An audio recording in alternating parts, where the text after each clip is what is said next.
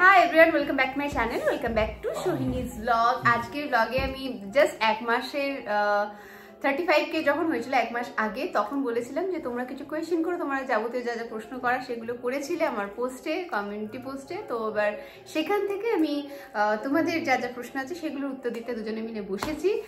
আর ওর ঠান্ডা লাগছে, আমার লাগছে না, একটু বুঝে নাও। আমার লাগছে না, যাই হোক। কোথায় করেছিল আমি আগে আমার ইউটিউব দিয়ে আমি করছি, সেখানে প্রশ্নগুলো উত্তর দেওয়ার চেষ্টা করছি। আর হ্যাঁ, এটা আমার চ্যানেলের প্রথম Q&A। আর 49K হয়ে গেছে আজকে, ঠিক আছে। তো ফার্স্টে আমি যাচ্ছি, তুমি কমিউনিটি পোস্টটা খুলতে পারো, আমার অসুবিধা নেই। তুমি কিসে দেখছো? লিখেছি আমি তোমার খুব বড়, নিজের ফোনে দেখো, আমি তোমার খুব বড় ভক্ত রীতি মুখার্জি। আমি তোমার খুব বড় ভক্ত। তুমি ক্লাস 12-এ কত পেয়েছিলে আর কোন স্ট্রিম ছিল? আর্টস। ঠিক আছে, ওটা স্কুলের সবার। আচ্ছা, বাই দ্য ওয়ে, বাইরে পিকনিক হচ্ছে আজকে 25 ও মেরি ক্রিসমাস, 25শে ডিসেম্বর। তো বাইরে সবাই পিকনিক করছে। রেজাল্ট এসে গেছিল, শুধুমাত্র আমার আসেনি, সেটা আমি জানতাম না। আমি অনলাইনে দেখেছিলাম যে একটা মিনিমাম দেখায় না যে এরা কারা পাস করতে পারে, কারা পাস করতে পারে না। তো আমাকে দেখিয়েছিল, পাস করে গেছি এবং সেখানে গ্রেডেশনটাও ভালো ছিল। দেখে আমি স্কুলের শাড়ি পরে রেডি হয়েছি এবং যাব। তার আগে থেকে হঠাৎ করে পূজা আমার বাড়িতে দৌড়তে দৌড়তে আসছে, সাইকেলটা কোনো রকমে রেখে। মৌ তুই কি রেজাল্ট দেখেছিস? যে হ্যাঁ, মানে ওইটুকুনি, আর তো জানি না কিছু। না, তুই এক্ষুনি স্কুল থেকে আমায় তোর জন্য পাঠিয়েছে, তুই ঠিক আছিস তো? ঠিক আছে, ভাত খাচ্ছি, এক্ষুনি স্কুলে যাব। গিয়ে জানা গেল যে গোটা স্কুলের সবার রেজাল্ট বেরিয়ে গেছে, মানে পেপার চলে এসেছে, আমারটাই আসেনি শুধুমাত্র। আর মানে পুরো সিনেমা, আমার লাইফ পুরোই সিনেমা। তো এবার আমি তো আবার কি, এবার হেড স্যার আমাকে প্রচন্ড ভালোবাসেন, মানে প্রত্যেকজন হালিশহর হাই স্কুলের প্রত্যেকজন স্যার ম্যাডাম আমাকে এতটাই ভালোবাসতেন যে আমাকে নিয়ে এতটাই চিন্তিত যে আমার বাড়িতে পূজাকে পাঠিয়ে দিয়েছে যে দেখ আমি খারাপ কিছু করিনি তো, মানে ভেবেছে বা আমি ফেল করেছি বা আমি ব্যাক পেয়েছি বা অন্য জাতীয় কিছু। ওরা তো এটা আশা করেনি, আমিও আশা করিনি। এটা ভেবে যদি আমার কোনো আমি ভুল করে সিদ্ধান্ত নিই, সেই জন্য হেড স্যার ওকে আমার বাড়িতে পাঠিয়ে দিয়েছে। তো আমি তো গিয়ে বিন্দাস ঘুরে বেড়াচ্ছি, আসেনি তাতে কি আছে। এইবারে যখন সম্ভাব্য, মানে আর্টসের গ্রুপ থেকে সম্ভাব্য প্রথম, দ্বিতীয়, তৃতীয় ঘোষণা করা হবে, এবার করতে পারছে না, কারণ আমার যা হয় না গ্রেডগুলো, আমি A পেয়েছি, A+ পেয়েছি, সবেতে A আর A+ ছিল। তো এবার কি, মানে এরও আছে, আবার যে টোটাল হাইস্ট যার বেরোচ্ছে তারও ওই একই গ্রেড, থার্ড যে আছে তা গিয়েছিল, থার্ডের সাথে এরকম হচ্ছে। তো থার্ড কিছুতেই ঘোষণা করতে পারছে না, মানে ম্যাচাকার অবস্থা। এবার যেদিন পেয়েছি তারপরে দিন শনি রবি অফ, হ্যাঁ, ওই পর্ষদ ভবন অফ। কে যাবে? স্কুল থেকে কোনো একজন স্যারকে পাঠানো হবে, গেলে সোমবারের আগে জানা যাবে না, আমি রেজাল্ট হাতে পাবো না। মানে আমি দুদিন ধরে খালি বসে আছি, কি ড্রামা হচ্ছে দেখে যাই। পারলে ফোন থাকলে ভিডিও করতাম, ব্লগ দিয়ে দিতাম যে এই ক্যাচাল হয়েছে আমার।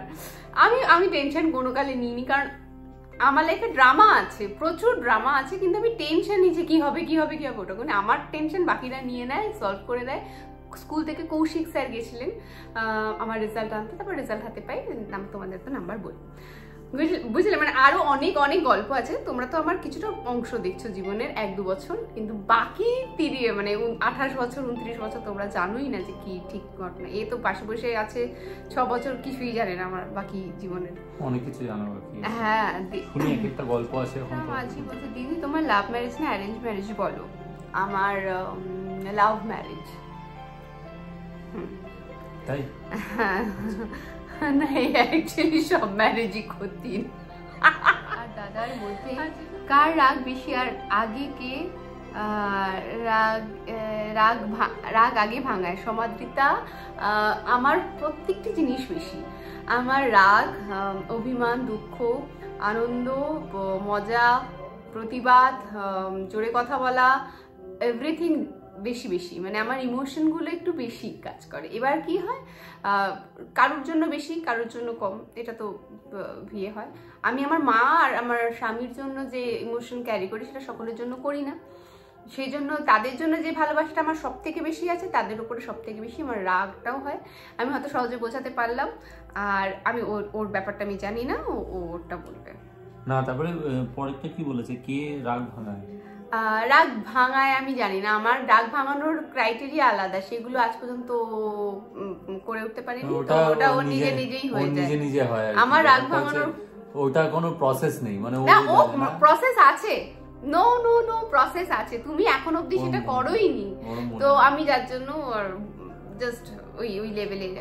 আগে এক সময় ছিল এখন রাগ করতো বিরিয়ানি নিয়ে যেতাম, এইটা এক সময় ছিল, এখন বিরিয়ানিতেও আমার রাগ হয়, সেটা ইয়ে হয় না। আর বিরিয়ানি এমনিও এখন খুব একটা খায় না, জীবন থেকে ত্যাগ করে দিয়েছি। ত্যাগ করেনি, এখনো আনলে খাবে, কিন্তু ব্যাপার হচ্ছে কম খায়। আগে বিরিয়ানির জন্য আমি রাগ ভাঙাতে পারবো না, মানে ওই জিনিসটা ত্যাগ। এটা কি নাম? পাখিরা বুঝতে পারবে না। দেখো দিদি তুমি, না না ঠিক আছে দিদি, তুমি কি নিয়ে লেখাপড়া করছো আর এত যে গুছিয়ে সবকিছু করো, তুমি কার কাছে শিখেছো? আমি বাংলা নিয়ে পড়াশোনা করেছি, মানে প্রথমে আর্টস ছিল তারপরে বাংলা, আর আমি এত কিছু গুছিয়ে কার কাছ থেকে শিখেছি আমি বোঝাতে পারবো না, বলতে পারবো না। তবে হ্যাঁ, যাকে দেখে আমি শিখেছি কাজ করা সেটা হচ্ছে আমার বাবা। আমার বাবা নিট অ্যান্ড ক্লিন কাজ করে, মানে আমার বাবার এখনো আজকের দিনেও জামা কাপড় পরিষ্কার করা, ভাঁজ করা, বাগানে ফুল তোলা, মানে ফুল তুলবে এত সুন্দর করে, তোমার মনে হয় যে ফুল তুলে। আসলাম এখন ওর বাড়ি থেকে, তো ওর বাবার হচ্ছে সন্ধ্যাবেলা প্রত্যেকদিন বিকেল বেলা ফুল তুলবে, আর ফুলগুলোকে হাতে এরকম করে আনবে না, মনে হয় এইটুকু জায়গার মধ্যে ফুল আসে, যেগুলো এতগুলো ফুল এক জায়গায়, আর প্রত্যেকটা কালার আলাদা করে তোলে, মানে যদি পিঙ্ক তোলে পিঙ্ক থাকবে, সাদা থাকবে সাদা থাকবে, এবার সাজিয়ে রাখবে। ওই দেখে মায়ের পুজোই তো অর্ধেক ভালো হয়ে যাবে, মানে যেই পুজো করুক। তো বাবার কাজ হচ্ছে নিট অ্যান্ড ক্লিন, এবং শুধু বাবা বলে না, আমার এই ফ্যামিলি মানে গাঙ্গুলি ফ্যামিলি, মানে আমার ঠাকুমা, আমার পিসি, আমার বাবা, আমার জেঠু, এদের কাজ হচ্ছে কেউ খুদ ধরতে পারবে না, মানে ট্রেনিং আমরা হয় না যে আমরা বলি চীনে কোরিয়া এসব ওরা ছোট থেকে লোক বাচ্চাদের ট্রেনিং দেয়, তো আমরা ছোটবেলা খুব রেগে যেতাম, পিসি বলতো যে এত ট্রেনিং, আমার মা বলতো কোন স্কুলে ভর্তি হয়েছিস তোরা। তো মানে আমাদের খাওয়ানো, মানে খাওয়া, একটা বাচ্চা যে খায় না, এখনকার দিনে বাচ্চাদের খাইয়ে দেয় মায়েরা বাবারা, আমাদের কেউ খাইয়ে দিত না, আমরা নিজেরা খেতাম। এবং সেই জায়গায় খাওয়ানো শেখাতো যে প্রথম থেকে শেষ অবধি কিভাবে একটা মাছের কাঁটা বাছবো, বা কিভাবে পাত পরিষ্কার করে খাবো, কিভাবে ভাত মাখবো, কতটা ডাল নেবো, কতটা ভাত নেবো, মানে এভরিথিং পিসি শিখিয়েছে এবং বাবা শিখিয়েছে। তো এবার গুছোনো জিনিসটা এদের থেকে এসছে, এদের দেখে শিখেছি। আর মায়ের থেকে তো অনেক কিছু শিখেছি, যে উপস্থিত বুদ্ধি, চট জলদি, মানে এটা হচ্ছে না তো এটা ছাড়া হবে না এরকম কিছু না, তো ওটা ছাড়াও যে অন্যভাবে কিভাবে করা যেতে পারে, এগুলো মায়ের থেকে শিখেছি। তো সব মিলিয়ে মিশিয়ে, আর আজকাল তো এমনি অনলাইনে দেখাই যায় কি করে কি, হ্যাঁ তাছাড়া তো ইউটিউব রয়েছে, তারপর হ্যাঁ ইন্সপিরেশন পৃথিবীতে সব জায়গায় ভালো রয়েছে, শেখার কোনো শেষ নেই। আমি যে আমার দেখে অনেকে শিখছে, আমি অনেকে দেখে শিখছি, আমি গোছাই এখন ওর দেখে, মানে অ্যাকচুয়ালি মানে ও।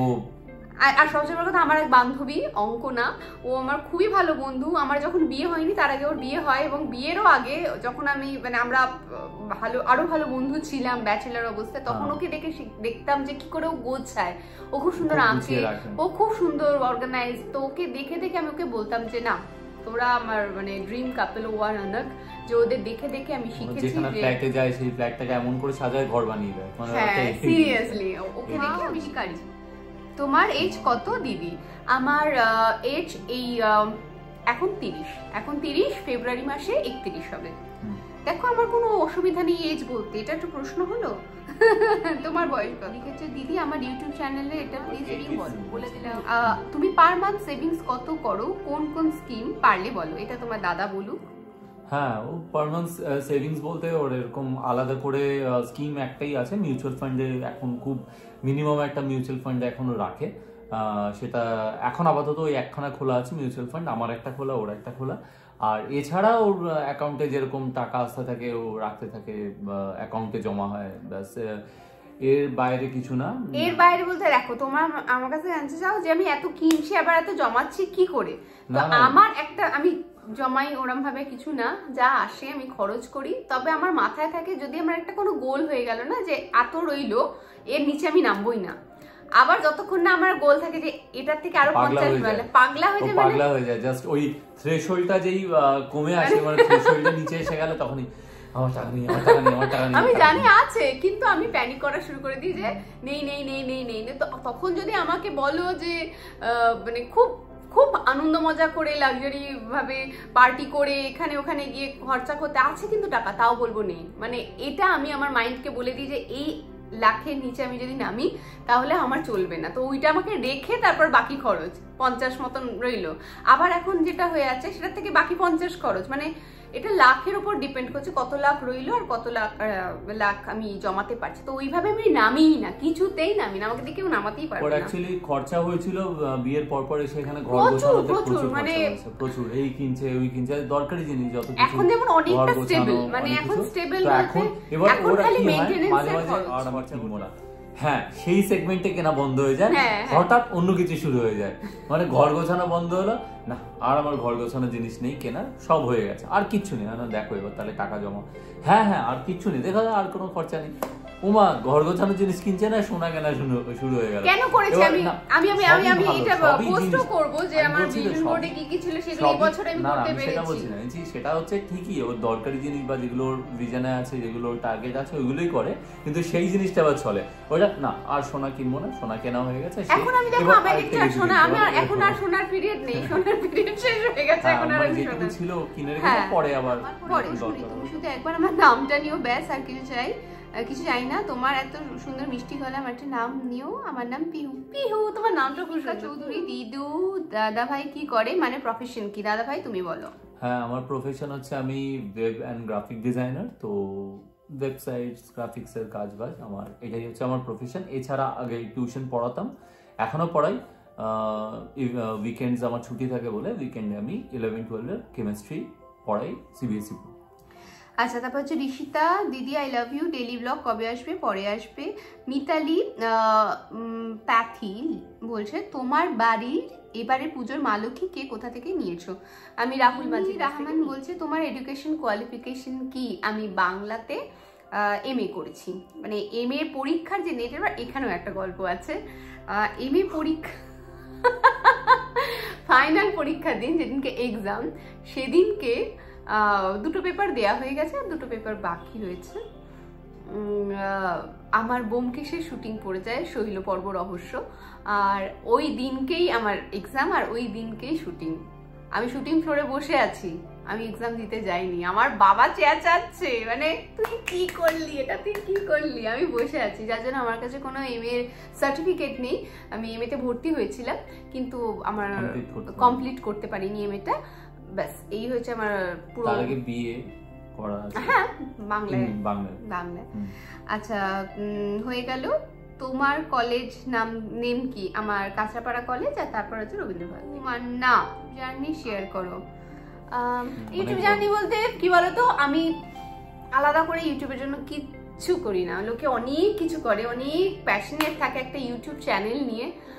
আমি সত্যি কথা বলছি, আমার ইউটিউব চ্যানেল নিয়ে আমার কোনো রকম কোনো মানে আলাদা ভাববো, এটা করব ওটা করব ওইরকম কোনোদিনও ছিল না, শুরু থেকেই নেই। ও জোর করে বুড়িদি জোর করে সবাই মিলে জোর করে করে আমাকে ইউটিউব করানো, তারপর সেটা চলছে। ইউটিউবের একটা চ্যানেল ছিল আগে থেকে, যেখানে পাগলামি করতো, যেগুলো করতে ভালোবাসতো, করে এখনো, তো সেসব করতো। তারপরে লকডাউনের সময় আর কি ও আবার এখানে ভিডিও বানায়, অনেক দিন পর, অনেক বছর পর, হয়তো এরকম 1 বছর পর একটা ভিডিও বানিয়েছে। তো ভালো লাগে অবশ্যই, লোকজন দেখে, তো আমি বলি করো না, কেন করছো না? না করি কি হবে, টাকা আসবে কিনা, টাকা তো আসবে না, করে যাচ্ছি, সময় নষ্ট, এইসব টাকা আসে না। যে আরে টাকা আসবে, তুমি করো, তো টাকার কথা ভেবো না, তুমি বানাবি, এমনি এখন লকডাউনে আছো। তো ওই সময় শুরু করেছিল। তারপরে আমরা যাই, তখন একটা ভর্তির বিলে আমরা যাই একদিন, মানে তাও এরকম কিছু না যে ইউটিউবের জন্য যাচ্ছি, যে ইউটিউবে ভিউ হবে, একদম না। তো আমি বলতাম, আমি একদিন বললাম যে তখন হঠাৎ ভাইরাল হয়েছিল, মানে যাবে, চলো যাই। সকালবেলা ভোরবেলা বেরিয়ে গেছি, তো ভর্তির বিলে গেছিলাম। ওই ভিডিওটা আমাদের তখন ফার্স্ট, আমাদের একটা বেশ ভালো ভিউ আসে, বেশ 10,000 না 14,000 মতো ভিউ হয়ে যায়, মানে তাড়াতাড়ি 10 হয়। তো তখন কিছু সাবস্ক্রাইবার বাড়ে, তখন মেয়ে একটু ইন্টারেস্ট পায়, বাহ এত ভিউ আছে, তাই আচ্ছা ঠিক আছে, একটা ডিমের একটা রেসিপি বানাই।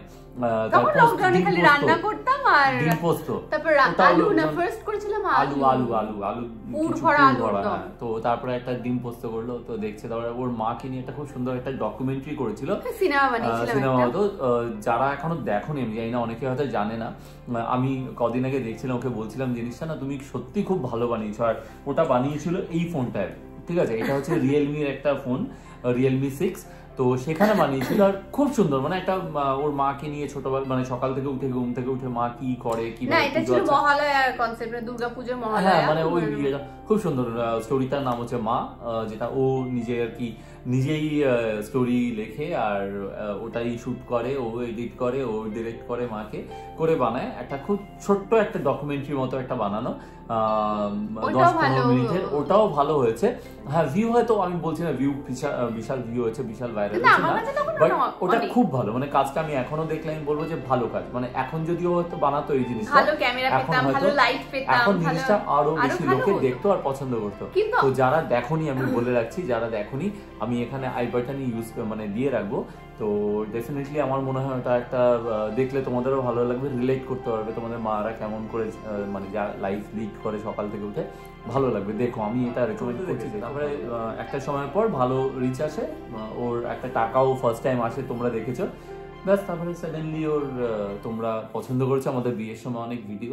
আমি সব ভেবে কিছু করিনি, আমি তোমরা গয়না দেখতে চেয়েছো, অনেক কষ্টে মনের সাথে যুদ্ধ করে গয়নার ভিডিও দেখেছিলাম, কারণ ওকে বলেছিলাম যে আমার কোনো সোনার গয়না নেই এখন, আমি কি ওগুলোকে বিয়েতে অনেক যা যা দেখেছি বানাচ্ছিল না, এগুলো বানাও না, তোমার যা আছে না, অনেকে বিয়ের ব্রাইডাল গয়না শেয়ার করার জন্য সোনার গয়না তাদের আছে দেখিয়েছে, এবার আমি দেখছি আমার নেই, লোকে তো কত কথা বলবে না যে অনেক লোক আছে যাদের অ্যাকচুয়ালি সত্যিকারে অত সোনা নেই, অনেক লোক আছে, আমি পরে জানতে পেরেছি। এবার আমি আমার প্রবলেমগুলো তারাও ভাবতো যে কি দিয়ে সাজবো, সোনা নেই, অল্প গলায় কিছু নেই, বাজে লাগে। এবার লোকে অনেক সময় কি হয় না, বিয়েতে ইমিটেশন পরবো, লোকে কি বলবে, ওইসব ভাবার কিছু নেই। ও পড়েছে, লোকে এত পছন্দ করেছে, তার জন্য ওই ভিডিওটা দেখানোতে লোকজন খুব পছন্দ করেছে যে না সেই 2 লাখ মতন ব্লগে, হ্যাঁ এখন 2.5 লাখ মতো ভিউ আছে ইয়েতে। তো লোকজন এটা পছন্দ করেছে যে না ও এটা লোকায়নি যে না সোনা, এটা দেখো এই সোনা এই সোনা না, ও যেটা যেখান থেকে বৃষ্টি হয়ে কিনেছে, কোথা থেকে কিনেছে সবকিছু বলেছে। আর ব্যাস সেইভাবে ইউটিউবে কত চার্জ করো তুমি, আমার ইনবক্স করবে, আমি তোমাকে চার্জ পারি যে সবাই বাজারে যে দাম দেয় তাতে কেমন অনেকটাই কম নিই, অনেকটা কম, ওরা সবাই মিলে আমায় পুশআপ করে যে তুমি চলো বাড়াও বাড়াও বাড়াও। ব্যাপারটা এরকম না দাদা কেন বাড়াতে বলছে না, ওরকম না, ব্যাপারটা হচ্ছে মার্কেট ভ্যালু হিসাবে যা অন্যরা নেয়, ওর যা কাজ, ও যেরকম কাজ করে, ও যেই লেভেল মানে যেরকম সাজায় বা যেরকম কাজ করে সেই হিসাবে যে প্রোডাক্ট ইউজ করে বা যেরকম ভাবে ও কাজটা মন থেকে করে, লোকজন পছন্দ করে, সেই হিসাবে আমি বলছি যে অন্যরা তুমি যা কাজ করছো সেই হিসাবে অন্যরা এই নিচ্ছে, তো তুমিও তোমারটা একটু বাড়াতে পারো। মানে তো ঠিক আছে, ও বলে না আমার অনেকে তো পায়, অনেকে তো অত দিয়ে করতে পারে না, তখন তো আমার আমি কাজ করি শুধুমাত্র আমাকে বিশ্বাস করবে না, এমন হয়েছে যখন আমি কাজ করেছি 8000 টাকাতেও সাজিয়েছি,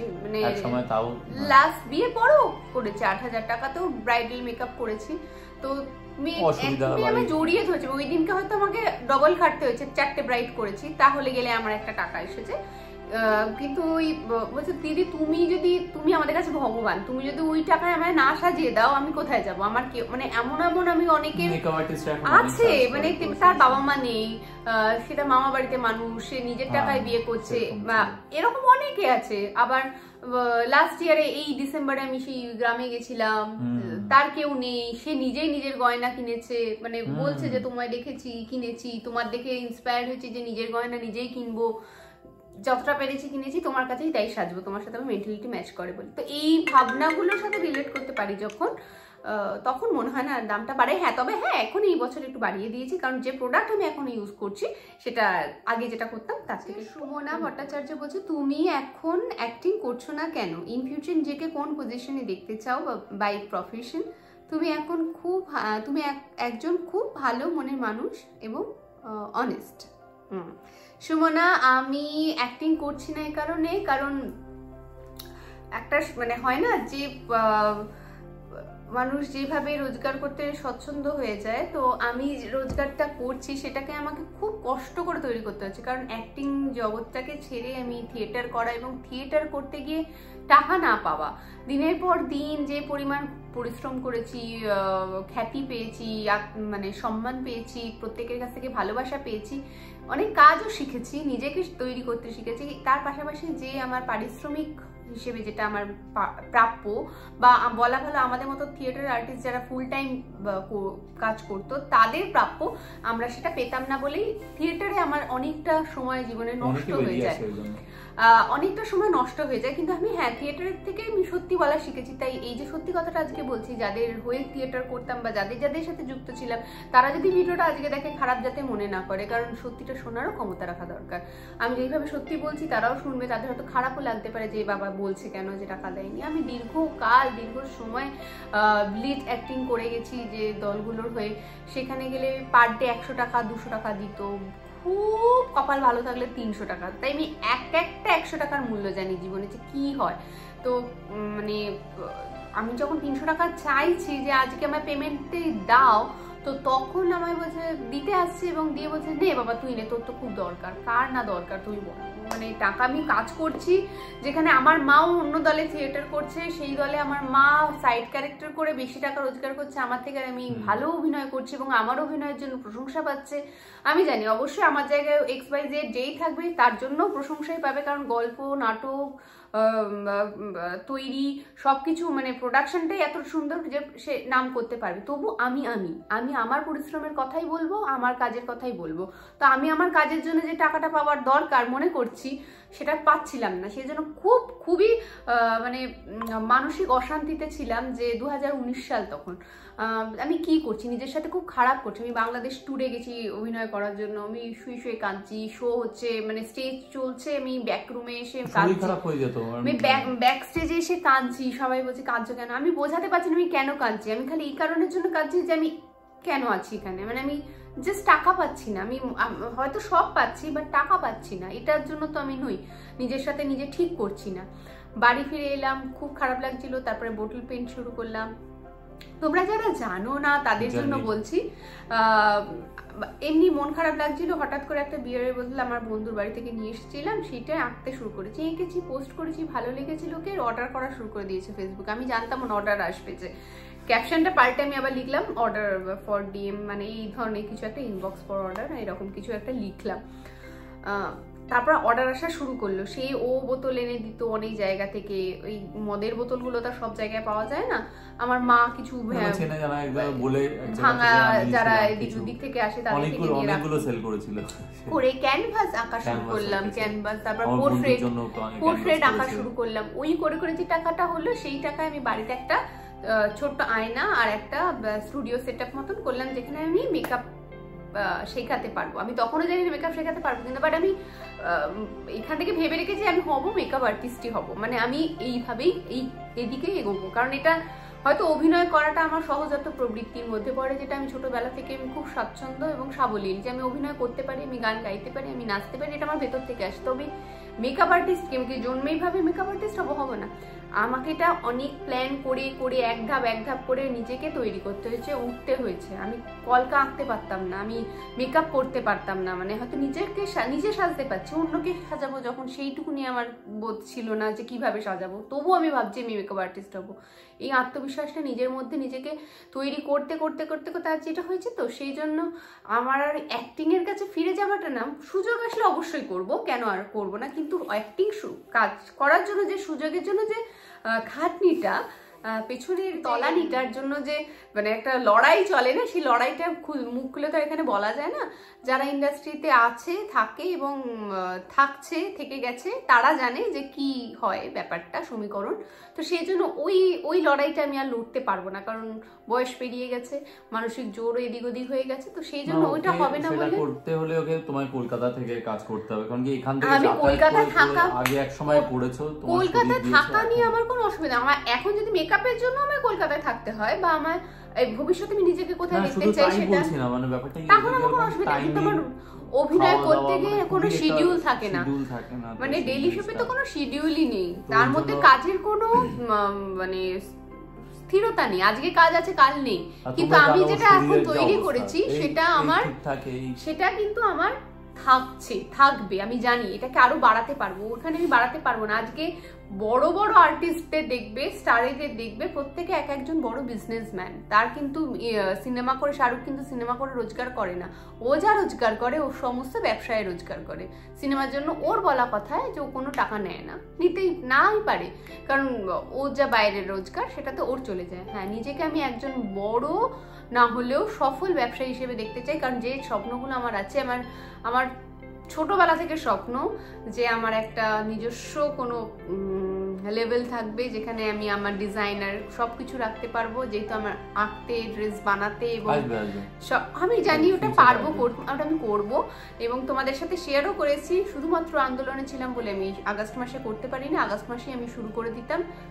তো যখন পিছিয়েই গেল আমি নিউ ইয়ারে আমি শুরু করবো, মানে কামিং ইয়ারে, আর সেগুলো করব এবং তার সাথে সাথে আরো অনেক অনেক অনেক কিছু প্ল্যান আছে। তো আমি নিজেকে একজন সফল ব্যবসায়ী হিসেবে দেখতে চাই। সফলতা মানে হচ্ছে কি বলতো, একজন রিক্সাওয়ালাও সফল, সে যদি দিনের শেষে রিক্সাটাই চালাতে চাইতো।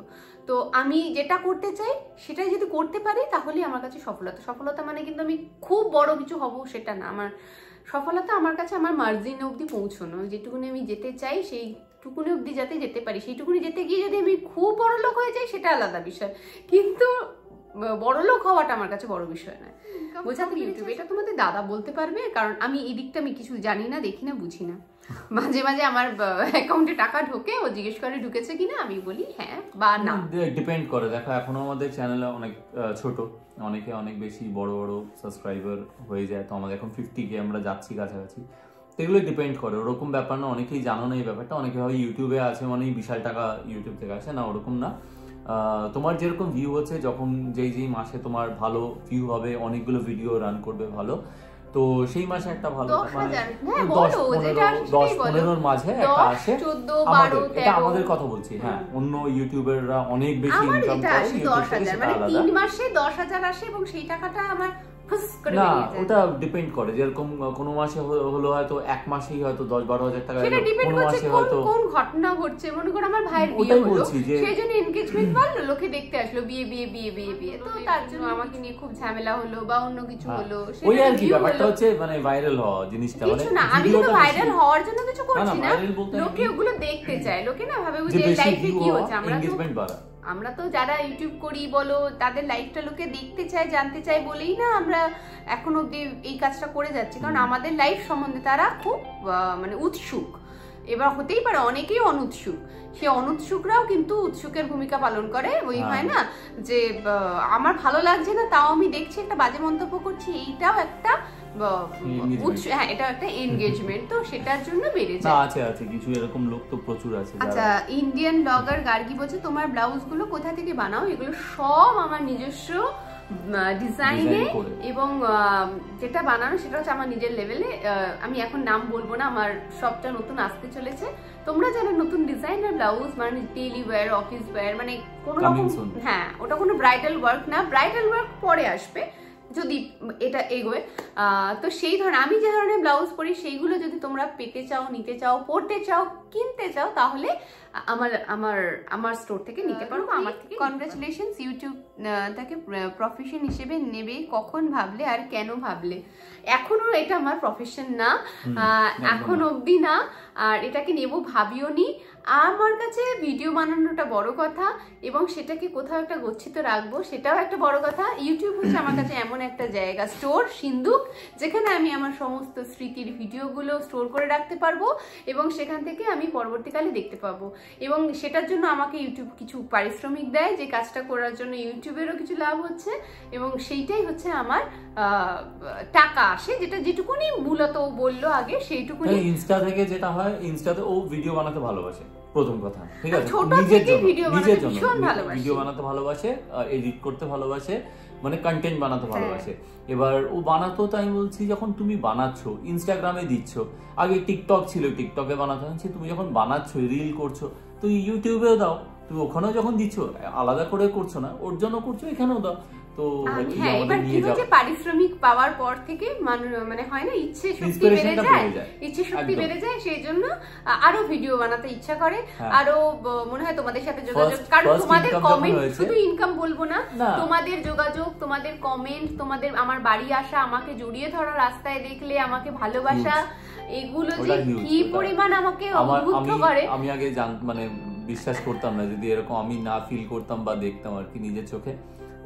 অনেকগুলো ইনসিডেন্ট আছে, মানে তার জন্য আলাদা ভিডিও বানাতে হবে। সত্যি কথা, আমার বাড়িতে একজন গার্জিয়ান তাদের মেয়েদের নিয়ে চলে আসে যে আমার মেয়েকে একটু তুমি কথা বলো। কতজন আছে মেয়ে খালি তোমার সাথে কথা বলবে বলে রাতের পর রাত বসে আছে। অনেকে খারাপ বলো, তোমরা যাই বলো, খারাপ ভালো মিশিয়ে, কিন্তু এই জিনিসটা শি ইজ রিয়েলি ব্লেসড যে মানে এই ভালোবাসাটা অনেকের থেকে পায়, সেটা একটা আলাদা ইন্সপিরেশন। তখনও মানে সেই যে খুশিটা হয় না, সারাদিনের যা দুঃখ কষ্ট সব ভুলে যায় সিরিয়াসলি। সব স্বাভাবিক। আমার নিজের এত স্পেশাল ফিল হয় মাঝে মাঝে ডিউ টু হার, মানে ওর চ্যানেলের জন্য আমাকেও অনেকে চেনে আছে। তো এটা অফিস যায়, রাস্তাঘাটে অনেক সময় হয়তো দাদা এরকম সৈনিক গাঙ্গুলি হাজবেন্ড, মানে এখানে দেখেছি। আচ্ছা, এই জন্যই আর কি এটা এখন আমার কাছে ভালো লাগার জায়গা, ভালোবাসার জায়গা। লিখেছে being a married woman, how you manage your parental and in-laws responsibilities along with your professional career, please দিদি রিপ্লাই দিও, তাহলে খুব ভালো হয়।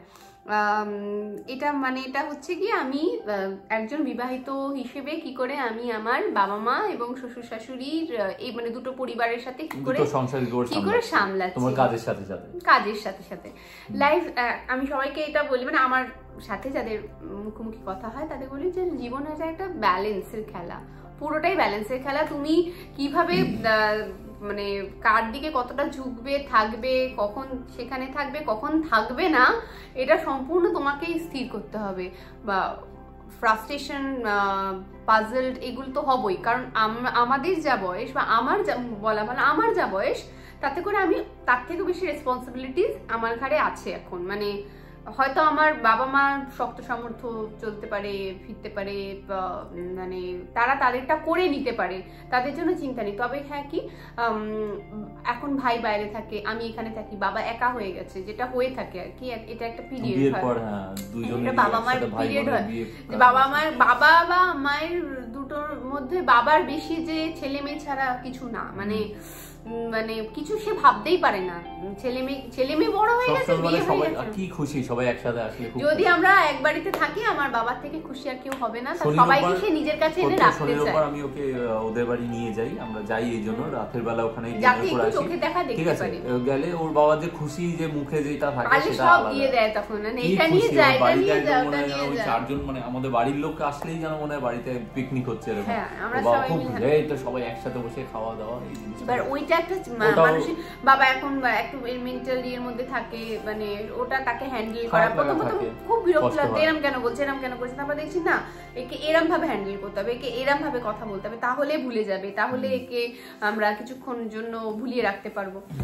ওইটা গেল ওই বাড়ি। আর এই বাড়ির যেটা ঘটনা হচ্ছে, সেটা হচ্ছে ওর বাবা মায়ের যে বয়স, সেটা আমার বাবা মায়ের দাদা দিদি হওয়ার মতন বয়স, মানে বোঝাতে পারছি, মানে এজ ডিফারেন্স অনেকটা এজ হয়েছে, মায়েরও বয়স হয়েছে অনেকটা এজ, এবং সেইখানে আছে অনেকটা আছে। হ্যাঁ, মানে যেহেতু আমার দিদি থেকে বড়, ওর বাবা মা দুজনেই অথর্ব হয়ে গেছে, সোজা কথা, দুজনেই বাবা চলতো, বাবা ঠিক ছিল। এই রিসেন্টলি তোমরা জানো অনেকেই, বাবার শরীর খারাপ হয় হঠাৎ করে, এরকম একটা মাইনর একটা স্ট্রোক মতো হয়, হসপিটালাইজ ছিল। তো তারপরে এখন শরীরটা ভালো নেই, তো সেটা একটা আছে। তার আগে বাবার স্টেবল ছিল, বাবা স্টেবল থাকলেও বাবা কর্মঠ ছিল না, মানে স্টেবল বলতে নিজে হাঁটাচলা করতে পারছে, খাবার খেতে পারছে, এবং খাবার খাওয়ার পর নিজের কাজটা নিজে করতে পারছে,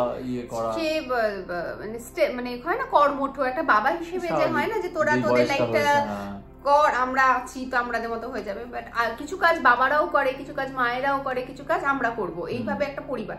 তো ওদের তরফ থেকে সেই কাজটা করার ব্যাপারটা কম, মানে কম বলতে ওদেরকেই আমাদের দেখতে হয়, ওরা কি আমাদের দেখবে। তো মানে এরকম অনেক কিছু, এগুলো তোর বলার মতন নয়। বিয়ে হয়েছে এবং নিজ বুদ্ধিতে নিজ দায়িত্বে বিয়ে করেছি, সেখানে দাঁড়িয়ে আমাকে তো যখন রান্নার লোক থাকে না, অনেক দিন ছিল না, আসলেও চলে যেত, আসতো না, তোমরা তো জানো, সেগুলো রাখতাম, সকালবেলা ওই নিয়ে অফিস চলে যেত, তারপর আবার দুপুরে আমরা সেটা খেতাম, আবার সন্ধ্যে, কারণ আমার সন্ধ্যে ছাড়া সময় থাকতো না। সব মিলিয়ে মিশিয়ে আর কি ব্যালেন্সের খেলা, কাজগুলো থাকে, কাজ সামলে যখন সময় পায় তখন একটা রান্না করে, টোটালটাই ব্যালেন্সের খেলা। তোমাকে জানতে হবে তুমি কখন কাকে কতটা করবে আর কতটা করবে না, অবশ্যই করবে, এবং কতটা করবে না সেটাও তুমি জেনে বুঝেই তোমাকে থাকতে হবে, থাকবে সরে যাবে, থাকবে সরে যাবে, এই হচ্ছে লাইফ।